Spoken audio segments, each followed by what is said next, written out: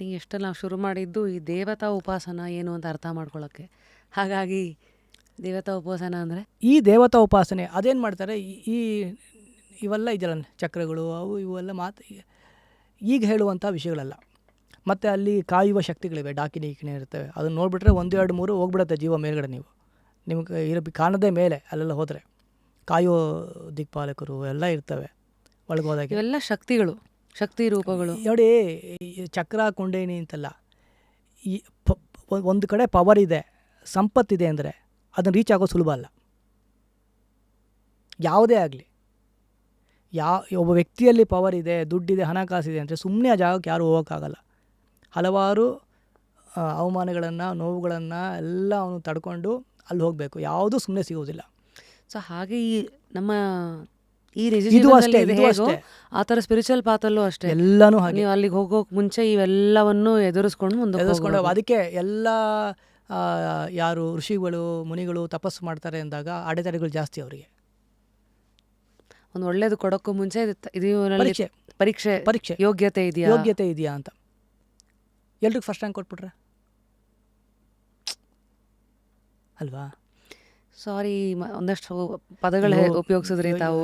ಈ ಶಾಕಿನಿ, ಡಾಕಿನಿ ಇವೆಲ್ಲ ಇವತ್ತೆಲ್ಲ ಉಪೇಂದ್ರ ಅವ್ರದ್ದು ಒಂದು ಹಾಡಿಂದ ಹಿಡಿದು ಎಲ್ಲೆಲ್ಲೋ ಬಂದ್ಬಿಟ್ಟಿದೆ ಇವತ್ತು.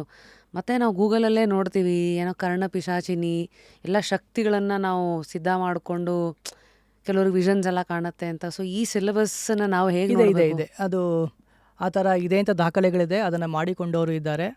ಬಟ್ ಅದು ವಿದ್ಯೆ ಅಲ್ಲ, ಅವಿದ್ಯೆ. ಅದು ನಮ್ಮನ್ನು ಬಂಧಿಸ್ತದೆ. ತಂತ್ರ ಅಲ್ಲಿ ತಂತ್ರ ಅಲ್ಲ, ತಂತ್ರ ಕೆಟ್ಟದಲ್ಲ. ತಂತ್ರ ಈಸ್ ಎ ಟೆಕ್ನಿಕ್. ತಂತ್ರ ಈ ದೇವತಾ ಉಪಾಸನೆ ಅನ್ನಲ್ಲ, ಇವು ತಂತ್ರವೇ. ವೈಷ್ಣವ ತಂತ್ರ ಇದೆ, ವಿಷ್ಣುವಿಗೆ ಸಂಬಂಧಪಟ್ಟ ಉಪಾಸನೆಯನ್ನು ಕೊಡುತ್ತದು. ಶೈವ ತಂತ್ರಗಳು, ಆಗಮಗಳಿವೆ, ಶಿವನ ಉಪಾಸನೆಯನ್ನು ಕೊಡುತ್ತೆ. ಸಾರಿ, ತಂತ್ರ ಅಂದರೆ ನಿಮಗೆ ಸ್ಟ್ರೈಟವೇ ಹೇಳಬೇಕು ಅಂದರೆ ಅದು ದೇವತಾ ಉಪಾಸನೆಗೆ ಬೇಕಾದ ಮೆಥಡ್ಗಳನ್ನು ಕೊಡುತ್ತೆ, ಟೆಕ್ನಿಕ್. ಈಗ ವಿಶ್ವೇಶ್ವರಯ್ಯ ತಾಂತ್ರಿಕ ವಿಶ್ವವಿದ್ಯಾನಿಲಯ ಅಂತಿದೆ, ಏನಲ್ಲಿ ಮಾಯಮಾಟ ಹೇಳ್ಕೊಡ್ತಾರೆ, ಶಾಕಿನಿ ಡಾಕಿನಿ ಹೇಳ್ಕೊಡ್ತಾರೆ. ಏನರ್ಥ ತಾಂತ್ರಿಕ? ಟೆಕ್ನಿಕಲ್ಲಿ ಅದು technique. Technique and technology always make life easy. ಹೇಗೆ ನಾವೆಲ್ಲ ಟೆಕ್ನಿಕ್ಸು ಟೆಕ್ನಾಲಜಿ ಉಪಯೋಗಿಸ್ಕೊಂಡು ಇಲ್ಲಿ ಇದು ಮಾಡ್ತೀವಿ, ಹಂಗೆ ಅಲ್ಲಿಗೆ ಹೌದು ತಂತ್ರ. ಹೌದು, ಅಲ್ಲಿಗೆ ಹೋಗೋ ಹಲವಾರು ಶಕ್ತಿಗಳು ಕೆಳಮುಖವಾಗಿವೆ, ಹಲವಾರು ಶಕ್ತಿಗಳು ಮೇಲ್ಮುಖವಾಗಿವೆ. ಈಗ ನಿಮಗೆ ಇಲ್ಲಿ ತುಂಬ ಥರ ಜನರು ನೀವು ನೋಡ್ತೀರಿ. ಕೆಲವರು ನೀವು ಕರೆದ್ರೂ ಬರಲ್ಲ, ನೀವು ಫಾಲೋಅಪ್ ಮಾಡಬೇಕಾಗತ್ತೆ. ಇನ್ನು ನೀವು ಕರೆಯೋದೇ ಬೇಕಾಗಿಲ್ಲ, ಇನ್ಫ್ಲುಯೆನ್ಸ್ ಮಾಡಿ ನಮ್ಮನ್ನು ಕೂತ್ಕೊಳ್ತೀನಿ ಅಂತ ಫೋನ್ ಮಾಡೋರು ಇರ್ತಾರೆ. ಎಲ್ಲ ಥರ ಇರ್ತವೆ. ಸರಿ, ಉನ್ನತ ಮಟ್ಟವಾದ ದೇವತೆಗಳು, ವ್ಯಕ್ತಿತ್ವಗಳು ಯಾವ ಥರ ಅಂದರೆ ನೀವು ಬೆನ್ನತ್ತಬೇಕಾಗತ್ತೆ, ಸುಮ್ಮನೆ ಸಿಗೋದಿಲ್ಲ. ಇವುಗಳು ಹೇಗೆ ಅಂದರೆ ಅಟೆನ್ಷನ್ ಸೀಕ್ ಮಾಡೋಕ್ಕೆ ಕಾಯ್ತಾ ಇರ್ತವೆ ಕೆಲವು ಶಕ್ತಿಗಳು, ಕೆಳಮುಖವಾದವು. ಅವು ಏನು ಮಾಡುತ್ತೆ, ಇನ್ಸ್ಟೆಂಟಾಗಿ ನಿಂಗೆ ಏನು ಬೇಕಲ್ಲ ಕೊಡ್ತದೆ. ನನಗೆ ಮುಂದಿನ ಪ್ರಶ್ನೆ, ಶಕ್ತಿನಲ್ಲಿ ಕೆಳಮುಖ ಮೇಲ್ಮುಖ ಈ ಡಿವೈಡ್ ಆಗಿದೆ. ಕೆಳಮುಖ ಮೇಲ್ಮುಖ ಅಂದರೆ ಯಾವುದು ನಮ್ಮ ಮುಕ್ತಿಗೆ ಕಾರಣ ಆಗುತ್ತೆ ಮೇಲ್ಮುಖ, ಯಾವುದು ನಮ್ಮನ್ನು ಬಂಧಿಸುತ್ತೆ ಅದು ಕೆಳಮುಖ. ಯಾವುದು ಫ್ರೀ ಅಲ್ಲ. ಈಗ SBI ಬ್ಯಾಂಕಲ್ಲಿ ಹೋಗಿ ಲೋನ್ ತೊಗೊಳ್ಳೋದಕ್ಕೂ, ನಿಮ್ಮ ಅಪ್ಪನ ಹತ್ರ ದುಡ್ಡು ತೊಗೊಳ್ಳೋದಕ್ಕೂ, ಅಮ್ಮನ ಹತ್ರ ದುಡ್ಡು ತೊಗೊಳ್ಳೋದಕ್ಕೂ, ಈ ಚೈನೀಸ್ ಆ್ಯಪಲ್ಲಿ ದುಡ್ಡು ತೊಗೊಳ್ಳೋದಕ್ಕೆ ವ್ಯತ್ಯಾಸ ಇಲ್ವಾ? ಸೊ ಪವರ್ ಇದೆಯಲ್ಲ, ಬೇಕೇ ಬೇಕು ಮನುಷ್ಯನಿಗೆ. ನೀವು ಈಗ ಒಳ್ಳೆಯತನ ಬೇರೆ, ಪವರ್ಫುಲ್ ಬೇರೆ. ದುರ್ಬಲನ ದೇವರು ಕಾಯೋದಿಲ್ಲ, ಮತ್ತು ಶಕ್ತಿ ಸುಮ್ಮನೆ ಸಿಗೋದಿಲ್ಲ. ದೇವ್ರನ್ನ ಪೂಜೆ ಮಾಡಿದವರೆಲ್ಲ ಒಳ್ಳೆಯವಂತಾಗಿದ್ರೆ ಭಸ್ಮಾಸುರ ಶಿವನೇ ಪೂಜೆ ಮಾಡಿದ್ದು, ರಾಮನೇ ಪೂಜೆ ಮಾಡಿದ್ದು. ಸೊ ಶಕ್ತಿ ಅನ್ನೋದು ತಪಸ್ಸಿಂದ ಬರುವಂಥದ್ದು, ಸುಮ್ಮನೆ ಬರೋದಲ್ಲ. ಈಗ ನಾನು 50 ವರ್ಷ ತಪಸ್ಸು ಮಾಡಿರ್ಬೋದು ಲೈಫ್ ಲಾಂಗು, ಒಬ್ಬ ರಾಕ್ಷಸ 300 ವರ್ಷ ಮಾಡಿದ್ದಾನೆ. So who is more powerful. ಅಲ್ಲಿ ಪವರ್ ಮ್ಯಾಟ್ರ್ ಆಗುತ್ತೆ. ಮೇಲೆ ಕೂತವನಿಗೆ ಅದು ಪ್ರಕೃತಿಯ ನಿಯಮಗಳೇ ಬೇರೆ. ಈಗ ನಮ್ಮಲ್ಲಿ ಕೇಳ್ತಾರೆ, ಒಳ್ಳೆಯವರಿಗೆ ಯಾಕೆ ಕಷ್ಟ ಅಂತ. ಒಳ್ಳೆಯವ್ರಿಗೆ ಕಷ್ಟ ಅಲ್ಲ, ದುರ್ಬಲರಿಗೆ ಕಷ್ಟ ಬರೋದು. ಒಳ್ಳೆಯತನ ಬೇರೆ, ದೌರ್ಬಲ್ಯ ಬೇರೆ. ದುರ್ಬಲರು ಅಂದರೆ ಈಗ ನಾನು ಹೇಗೆ ಅರ್ಥ ಮಾಡ್ಕೋಬೇಕು? ನಾವು ತನ್ನನ್ನು ಕಾಪಾಡಿಕೊಳ್ಳೋದಿಲ್ಲ, ತನ್ನ ಮಾತೃಭೂಮಿಯನ್ನು ಕಾಪಾಡಿಕೊಳ್ಳೋದು, ಸಂಸ್ಕೃತಿಯನ್ನು ಕಾಪಾಡಿಕೊಳ್ಳೋದಿಲ್ಲ, ದೌರ್ಬಲ್ಯ. ಈಗ ಪ್ರಾಮಾಣಿಕವಾಗಿ ಹೇಳಿ, ನೀವು ನನ್ನನ್ನು ನಿನ್ನಿಂದ ಸಮಾಜ ಹಾಳಾಯಿತು, ನೀನು ಭಯೋತ್ಪಾದಕ ಅಂತ ಕರೆದೆ ಅಂತ ನೀವು ಕರಿತೀರ ಅಂದ್ಕೊಳ್ಳಿ. ನಾಳೆ ಬೆಳಗ್ಗೆ ಬಂದು ನಿಮ್ಮ ತಲೆ ಮೇಲೆ ಬಾಂಬ್ ಹಾಕಿ ಹೋದರೆ ಯಾರಿಗಾದ್ರೂ ಎದೆಗಾರಿಕೆ ಇದೆಯಾ ಅವನನ್ನು ಭಯೋತ್ಪಾದಕ ನಾಳೆ ಕರೀಲಿಕ್ಕೆ? ಎಷ್ಟು ಜನ ಕರೀತಾರೆ ಧೈರ್ಯವಾಗಿ ಕಾಮನ್ ಮ್ಯಾನು? ಕರೆಯಲ್ಲ. ನನ್ನ ಕರೆದ್ರಿ, ನೀನು ಭಯೋತ್ಪಾದಕ, ನಿನ್ನಿಂದ ದೇಶ ಹಾಳಾಯಿತು, ಸಂಸ್ಕೃತಿ ಹಾಳಾಯಿತು ಅಂತ ಕರಿತೀರಿ ಅಂದ್ಕೊಳ್ಳಿ. ನಾನು ಏನು ಮಾಡಲ್ಲ, ಹೋಗಲಿ ಬಿಡಪ್ಪ ಅಂದರೆ ನಿಮ್ಮ ಜೊತೆ ಸೇರ್ಕೊಂಡು 10 ಜನ ಕರೀತಾರೆ ಸೇರ್ಕೊಂಡು ನನ್ನನ್ನು. ಈಗ ನೀವು ಕುರಿನ ಕಡಿತೀರಾ, ಮೇಕೆನ ಕಡಿತೀರಾ, ದೇವ್ರಿಗೆ ಬಲಿ ಕೊಡ್ತಿರೋದಾ? ಯಾಕೆ ಸಿಂಹನ ಕೊಡಲ್ಲ, ಕರಡಿನ ಕೊಡಲ್ಲ? ಯಾಕೆ ಕೊಡಲ್ಲ? ಯಾಕಂದ್ರೆ ಅದು ಅಷ್ಟೊಂದು ಶಕ್ತಿ ತೊಂದರೆ ಇದೆ. ಮಾಡ್ತಾರೆ ನಿಮಗೆ. ಅದು ಹತ್ರ ಹೋಗಕ್ಕೆ ಇವ್ರಿಗೆ ಶಕ್ತಿ ಇರಲ್ವಲ್ಲ. ಪಾಪ ಮೇಕೆ ಮ್ಯಾ ಅಪ್ಪ ಅಮ್ಮ ಅಂದ್ಕೊಂಡು ನಿಮ್ಮಿಂದ ತಿರುಗ್ತದೆ, ನೀವು ಕೊಟ್ಟಿದ್ದು ಊಟ ಮಾಡ್ತದೆ, ಇವು ನಮ್ಮ ಮನೆಯವರು, ನಾನು ಸಾಕದ ಅಮ್ಮ ಅಪ್ಪ ಅಂತ ಅಂದ್ಕೊಳ್ತದೆ, ಯಾಕಂದ್ರೆ ಕಡಿತೀರಿ. ಮನುಷ್ಯ ಇರೋದೇ ಹಾಗೆ. ಅದು ದೌರ್ಬಲ್ಯ, ಕಡಿಸ್ಕೊಳ್ಳೋದು ದೌರ್ಬಲ್ಯ. ಅದೇ ವಿಷ ಜಂತುಗಳಿಗೆ ಪೂಜೆ ಮಾಡ್ತೀವಿ, ದೂರ ಬಿಟ್ಬಿಡ್ತೀವಿ, ಅದರಿಂದ ದೂರ ಇರ್ತೀವಿ ನಾವು. ಏನು ಗೊತ್ತಾ, ಒಳ್ಳೆಯತನ ಬೇರೆ, ದೌರ್ಬಲ್ಯ ಬೇರೆ. ಎಲ್ಲಿಯೂ ನಮ್ಮ ಸಂಸ್ಕೃತಿ ನೀನು ದುರ್ಬಲನಾಗಿರು ಅಂತ ಹೇಳೇ ಇಲ್ಲ. ನಾವು ಇದೆಲ್ಲ ಪಾಶ್ಚಾತ್ಯರ ಇಂಟರ್ಪ್ರಿಟೇಷನ್ ಅಂತ ಅನಿಸುತ್ತೆ. ಸೊ 2025ನಲ್ಲಿ ನಾನು ಈಗ ದೌರ್ಬಲ್ಯವಿಲ್ಲದೆ ಬದುಕೋದು ಅಂದರೆ ಇವೆಲ್ಲ ನನ್ನ ಸತ್ಯಕ್ಕೆ ನಾನು ಹುಡ್ಕೊಂಡು ನನ್ನ ನಿಯತ್ತನ್ನು ನಾನು ಕಾಪಾಡಿಕೊಂಡು ಇರೋದು. ಎಲ್ಲ ಕಾಲದಲ್ಲೂ ಅದೇ ಮನುಷ್ಯರೇ. ಆಗ ನೋಕಿಯಾ ಇದ್ದಾಗ ನೋಕಿಯಾ ಪ್ರೆಸ್ಟೀಜ್ ಸಿಂಬಲ್, ಈಗ ಐಫೋನು, ಈಗ ಸ್ಯಾಮ್ಸಂಗು, ಈಗ ಇದಿತ್ತು, ಆಗ ಇದಿರಲಿಲ್ಲ. ಅದೇ ಪ್ರಪಂಚವೇ, ಇಷ್ಟೇ ವಿಷಯ. ನನ್ನನ್ನು ಕಾಪಾಡ್ಕೊಳ್ಳಿಕ್ಕೆ ಸಾಧ್ಯ ನನಗೆ ಶಕ್ತಿವಂತ, ಯಾರು ನಿನ್ನ ತಂಟೆಗೆ ಬರಲ್ಲ. ನೀನು ದುರ್ಬಲನಾ, ನೀವು ಒಳ್ಳೆಯವನ ಅಂತ ಕೊಡಲ್ಲ, ತೊಂದರೆ ಕೊಡ್ತಾರೆ. ಒಳ್ಳೆಯತನ ಬೇರೆ, ದೌರ್ಬಲ್ಯ ಬೇರೆ. ಸೊ ಶಕ್ತಿ ಬೇಕು ನಮಗೆ. ಶಕ್ತಿ ಇಲ್ಲದೆ ಲೈಫಲ್ಲಿ ಏನೂ ಆಗೋದಿಲ್ಲ. ಈಗ ನೀವು ಇಲ್ಲಿ ಕೂತ್ಕೊಂಡು ಮಾಡ್ತಾ ಇದ್ದೀರಾ, ಇದು ಎಲ್ರಿಗೂ ಮಾಡಲಿಕ್ಕೆ ಸಾಧ್ಯ ಇಲ್ಲ. ಯಾಕೆಂದರೆ ಅದರಲ್ಲಿ ತುಂಬ ಶಕ್ತಿಗಳು ಬೇಕು. ಟೀಮ್ ಬೇಕು, ಟೀಮ್ ವರ್ಕ್ ಬೇಕು, ಕರೆಂಟ್ ಬೇಕು, ಇನ್ಫ್ರಾಸ್ಟ್ರಕ್ಚರ್ ಬೇಕು, ಕನ್ಸಿಸ್ಟೆಂಟಾಗಿ ಕೆಲಸ ಮಾಡಬೇಕು. 1 ದಿನ 2 ದಿನ ಅಲ್ವಾ? ಈ ತಾಯಿ ನೋವಿರುತ್ತೆ, ಹೊಟ್ಟೆ ನೋವಿರುತ್ತೆ, ಏನೋ ಕಿರಿಕಿರಿ ಆಗಿರುತ್ತೆ. ಬಟ್ ಇಲ್ಲಿ ಬೇಕಾದ್ರೆ ನಗಾಡ್ತಾ ಕೂತಿರ್ಬೇಕು. ಕನ್ಸಿಸ್ಟೆನ್ಸಿ ಬೇಕು, ಕೇಳಬೇಕು ಅಲ್ವಾ? ಕರೆಸಬೇಕು, ಒಳ್ಳೇದು ಮಾಡಿ ಬಯಸ್ಕೋಬೇಕು, ಎಲ್ಲ ಎಲ್ಲ ಇರ್ತದೆ. ಬೇಕಾದ್ರೆ ನೋಡಿ, ನೀವೊಬ್ಬರಿಗೆ ₹1 ಸಹಾಯ ಮಾಡಿಬಿಡಿ, ನೀವು ಕೆಟ್ಟವರಾಗಲ್ಲ. 10 ದಿನ ಕೊಡಿ, 1 ದಿನ ನಮ್ಮ ಕೈಲಿ ಕೊಡೋಕ್ಕಾಗಲ್ಲ, ಇಮಿಡಿಯೇಟ್ ಕೆಟ್ಟವರಾಗ್ಬಿಡ್ತೀರಿ. ಇದು ಮನುಷ್ಯನ ಈ ಮನಸ್ಸಿದೆಯಲ್ಲ, ತುಂಬ ವಿಚಿತ್ರವಾದ. ಹೀಗೆ ಅಂತ ಹೇಳಲಿಕ್ಕಾಗೋದಿಲ್ಲ. ಹೆಂಗೆ ಬೇಕು. ಇವತ್ತು ನಿಮ್ಮನ್ನು ದೇವತೆ ಅಂತ ಹೊಗಳಿದ ನಾಳೆಗೆ ನಿಮ್ಮಿಂದನೇ ನನ್ನ ಲೈಫ್ ಹಾಳಾಯಿತು ಅಂತ ಹೇಳಿಸ್ಕೊಳ್ಳಿಕ್ಕೆ 2 ಕ್ಷಣ ಬೇಕಿಲ್ಲ. 2 ಕ್ಷಣ ಬೇಕಿಲ್ಲ. ಎಲ್ಲಿವರೆಗೂ ಪವರ್ಫುಲ್ ಆಗಿರ್ತೀರಿ, ಯಾರು ಕನಿಷ್ಠ ಪಕ್ಷ ಮುಂದೆ ಆದರೂ ಮಾತಾಡೋದಿಲ್ಲ. ಇವತ್ತು ಟ್ರೋಲ್ ಮಾಡ್ತಿರ್ತಾರಲ್ಲ ಕೂತ್ಕೊಂಡು, ಅವು ಹಿಂಗೆ ಇವ್ನು ಹಿಂಗೆ ಅಂತ ವಾಟ್ಸಪ್ ಸ್ಟೇಟಸ್ ಹಾಕೊಂತಿರ್ತೀರಿ. ಮುಂದೆ ಬಂದರೆ ನಮಸ್ತೆ ಸರ್, ನೀವು ಒಳ್ಳೆಯವರು ಅಂತಲ್ಲ, ನಿಮಗೆ ತೊಂದರೆ ಮಾಡಿದ್ರೆ ನಂಗೆ ತೊಂದರೆ ಆಗುತ್ತೆ ಅನ್ನುವ ಒಂದು ಭಯ ಅದಿರಬೇಕು. ಹಾಗೆ ಒಳ್ಳೆಯತನಕ್ಕೆ ಅದೇ ನಾನು ನಿಮಗೆ ಸ್ಟಾರ್ಟ್ ಮಾಡಬೇಕಾದ್ರೆ ಹೇಳಿದೆ ನಿಮಗೆ, ಒಬ್ಬ ಸನ್ಯಾಸಿಯ ಶಾಂತಿ ಅಹಿಂಸೆಯೇ ಬೇರೆ, ಸಮಾಜವನ್ನು ಒಪ್ಪಿಕೊಂಡಿರುವವನಿಗೆ ಶಾಂತಿಯ ಅಹಿಂಸೆಯೇ ಬೇರೆ, ಸಾತ್ವಿಕ ಜನರ ಮಧ್ಯೆ ಬದುಕುವ ವ್ಯಕ್ತಿಯ ಶಾಂತಿಯ ಅಹಿಂಸೆಯೇ ಬೇರೆ, ಗಡಿಯಲ್ಲಿ ಹೋರಾಟ ಮಾಡುವ ಯೋಧನ ಶಾಂತಿ ಅಹಿಂಸೆಯೇ ಬೇರೆ. ಹೀಗೆ ಶಕ್ತಿ ಬೇಕು.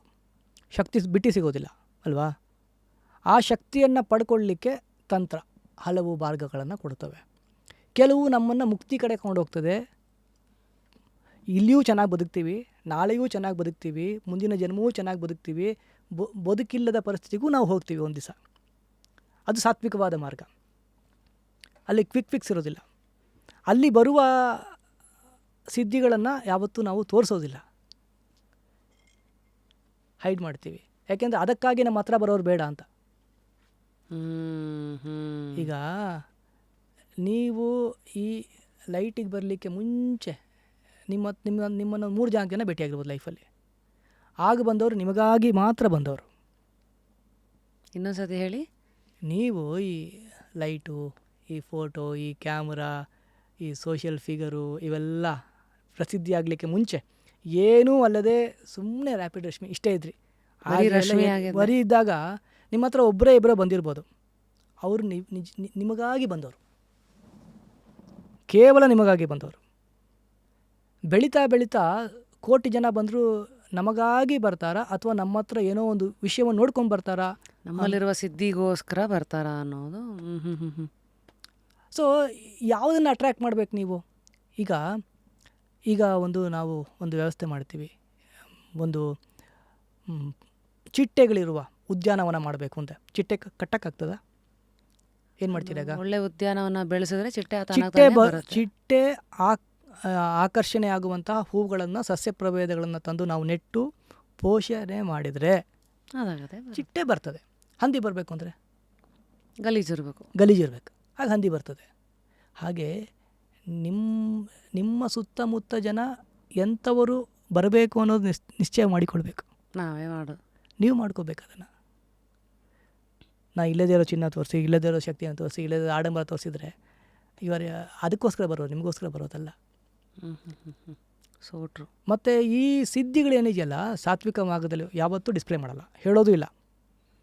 ನೋಡಿದವ್ರು ಹೇಳ್ತಾ ಇರ್ತಾರೆ, ನಿಮ್ಮ ಹತ್ರ ಏನೋ ಒಂದು ಶಕ್ತಿ ಇದೆ, ಏನೋ ಇದೆ, ನಿಮಗೇನು ಗೊತ್ತು ಹೇಳಿ ಅಂತ. ಗೊತ್ತಿಲ್ಲ ನಗಾಡ್ಕೊಂಡು ಹೋಗ್ತಾರೆ ಅವರು. ಈಗ ಎಷ್ಟೋ ಜನ ನೋಡ್ತಾ ಇದ್ದೀವಿ, ಇನ್ಕ್ಲೂಡಿಂಗ್ ಮೀ. ಈಗ ಕೇಳಿದ ತಕ್ಷಣ ಇವಾಗ ನನಗೊಂದು ಪ್ರಶ್ನೆ ಬರುತ್ತಪ್ಪ, ಹಾಗಿದ್ರೆ ಈ ಜನ್ಮದಲ್ಲಿ ನನ್ನ ಸಿದ್ಧಿ ಏನು? ನಾನು ಬದುಕಿರೋ ಉದ್ದೇಶ ಏನು? ನಾನು ಏನನ್ನ ಸಿದ್ಧಿ ಮಾಡ್ಕೊಂಡಿದ್ದೀನಿ? ಸಿದ್ಧಿನೇ ಈ ಪ್ಲೇಸಲ್ಲಿ ಇರೋದೇ ಒಂದು ಸಿದ್ಧಿ, ಅದು ಮಾಸ್ಟ್ರಿ. ಸಿದ್ಧಿ ಅನ್ನೋದು ಮಾಸ್ಟ್ರಿ ಅಷ್ಟೇ. ಅದು ಅವರವರೇ ಕಂಡ್ಕೊಳ್ತಾ ಹೋಗ್ಬೇಕು, ಯಾವ ಜಾಗದಲ್ಲಿ ನನ್ನ ಮಾಸ್ಟ್ರಿ ಇದೆ. ಹೌದು, ಅದನ್ನು ಉಪಯೋಗಿಸ್ಕೊಂಡು ನಾನು ಏನು ಮಾಡೋಕ್ಕೆ ಬಂದಿದ್ದೀನಿ. ಲೈಫ್ ಪರ್ಪಸ್ ಏನು ಅಂತ. ಇಲ್ಲಿ ಚೆನ್ನಾಗಿ ಬದುಕೋದಾ, ನಾಳೆನೂ ಚೆನ್ನಾಗಿ ಬದುಕಬೇಕಾ, ಅಥವಾ ಹಾಗೆ. ನಮ್ಮಲ್ಲಿ ಶಿವ, ವಿಷ್ಣು, ಗಣಪತಿ, ಶಕ್ತಿ, ಸೂರ್ಯ ಇವುಗಳನ್ನು ಪಂಚಾಯತನ ಪೂಜೆ ಅಂತೆಲ್ಲ ಮಾಡ್ತಾರೆ. ಪ್ರಾಚೀನವಾದ ಸಾತ್ವಿಕವಾದ ಮಾರ್ಗಗಳು. ಅರ್ಥ ಆಗ್ತಾಯಿದೆಯಾ? ಇವೆಲ್ಲ ಮುಕ್ತಿಗೆ ಬೇಕಾದ ಸೋಪಾನಗಳು. ಅದೇನು ಅಂತ ಇನ್ನೊಂದು ಸರಿ ಯಾವ ಥರ ಮಾತಾಡೋಣ. ಯಾಕೆ ಇಷ್ಟು ಡೈವರ್ಸಿಟಿ, ಯಾವುದು ಶ್ರೇಷ್ಠ, ಇವೆಲ್ಲದ್ರ ಬಗ್ಗೆ ಇನ್ನೊಂದು ಸರಿ ಮಾತಾಡೋಣ. ಬಟ್ ಇವು ದೇವತಾ ಉಪಾಸನೆಗಳು. ಅದಕ್ಕೆ ಆವರಣ ದೇವತೆ, ಪರಿವಾರ ದೇವತೆಗಳು, ಅದಕ್ಕೆ ಚರ್ಯೆ ಅಂತ ಕರೀತಾರೆ. ಹೆಂಗೆ ಬದುಕಬೇಕು, ಏನು ಊಟ ಮಾಡಬೇಕು, ನೈವೇದ್ಯ ನೀಡಬೇಕು, ಇವೆಲ್ಲ ಪ್ರತಿಯೊಂದು ಪರಂಪರೆಯದು ಆಗಮದ್ದು ಬೇರೆ ಬೇರೆಯೇ ಆಗಿರ್ತದೆ. ಅದಕ್ಕೆ ಬೇಕಾದ ದೇವಾಲಯಗಳು ಎಲ್ಲ ಯಾಕೆ ಮಾಡ್ತಾರೆ, ಇವೆಲ್ಲ ಅದಕ್ಕೆ ಸಂಬಂಧಪಟ್ಟದ್ದು. ನಿಮಗೆ ತಂತ್ರ, ಆಗಮ ಇವುಗಳೆಲ್ಲ ಸಿಗ್ತದೆ. ಇವೆಲ್ಲ ವಿಷಯಗಳು ಎಲ್ಲ ಸಿಗ್ತದೆ. ಇವು ಇದೆಯಲ್ಲ ಕೆಳಗಿಂದು ಕರ್ಣಪಿಶಾಚಿ ಅವು ಇವೆಲ್ಲ, ನೀವು SBI ಬ್ಯಾಂಕಲ್ಲಿ ಹೋಗಿ ಲೋನ್ ತೊಗೊಳ್ಳೋದು ತುಂಬ ಕಷ್ಟ. ತುಂಬ ಡಾಕ್ಯುಮೆಂಟೇಷನ್ನು, ವೆರಿಫಿಕೇಷನ್ನು. ಅದಕ್ಕೂ ಕೂಡ ನೀವು ಹೋಗಿ ಒಂದು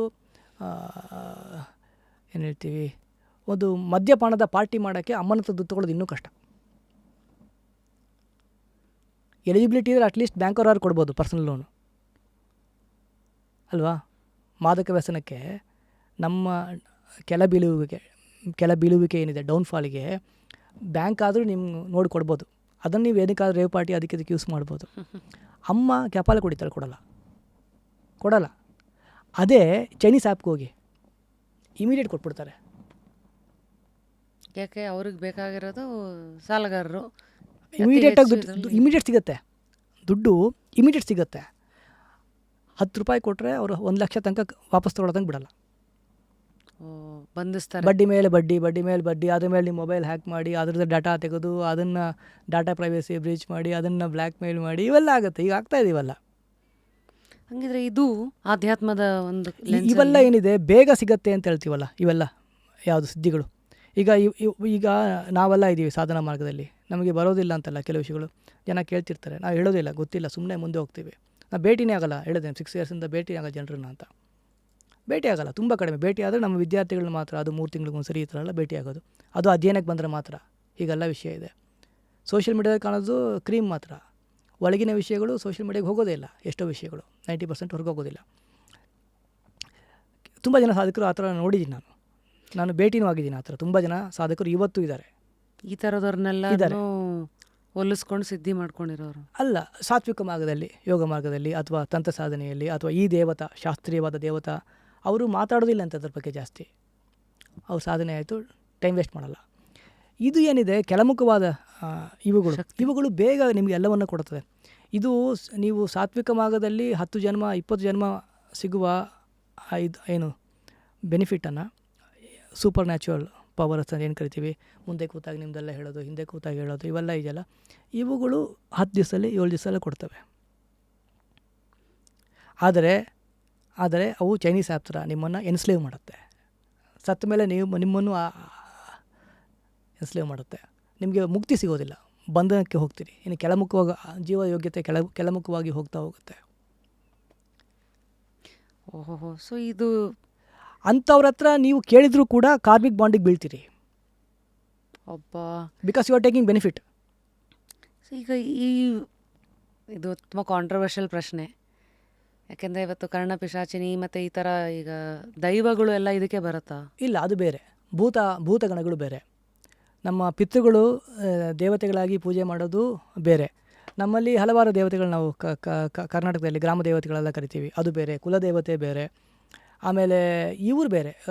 ದೇವತೆಗಳಲ್ಲಿ ಯೋಗಿನಿಯರೆಲ್ಲ ಇದ್ದಾರಲ್ಲ, ಅವರು ಉನ್ನತ ಮಟ್ಟದ ದೇವತೆಗಳು. ಉದಾಹರಣೆಗೆ ಯೋಗಿನಿಯರಂದರೆ ಹಲವಾರು ಯೋಗಿನಿ ಇರ್ತಾರೆ. ವಜಿನಿ ಅಂತ ಯೋಗಿನಿ ಇದ್ದಾಳೆ, ಅವಳ ಉನ್ನತ ಮಟ್ಟದ. ಇವರೆಲ್ಲ ಇದಕ್ಕೆಲ್ಲ ಅಷ್ಟು ಬೇಗ ಒಲಿಯೋದಿಲ್ಲ, ಅಷ್ಟು ಬೇಗ ಸಿಗೋದು ಇಲ್ಲ, ಒಲಿಯೋದು ಇಲ್ಲ ಅವರೆಲ್ಲ. ಬಟ್ ಅವ್ರು ಸಿಕ್ಕಿದ್ರು ಕೂಡ ಸರಿಯಾದ ಮಾರ್ಗವನ್ನು ತೋರಿಸ್ತಾರೆ. ಈಗ ನೀವೇನು ಮಾಡ್ತೀರಿ ಗೊತ್ತಾ, ಸರಿಯಾದ ಒಬ್ಬ ವ್ಯಕ್ತಿ ಬರ್ತಾರೆ ಅಂದ್ಕೊಳ್ಳಿ, ಅವರಲ್ಲಿ ಕೇಳ್ತಾರೆ ನೀವು ಯಾರು ರೆಫರ್ ಮಾಡ್ತೀರಾ ಅಂತ.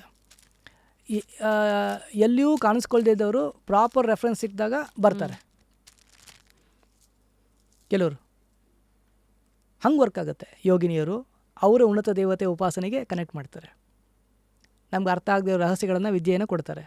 ಅದು LKG ಟೀಚರ್ ಥರ, UKG ಟೀಚರ್ ಥರ. ಅವರೆಲ್ಲ ಸೇಫ್.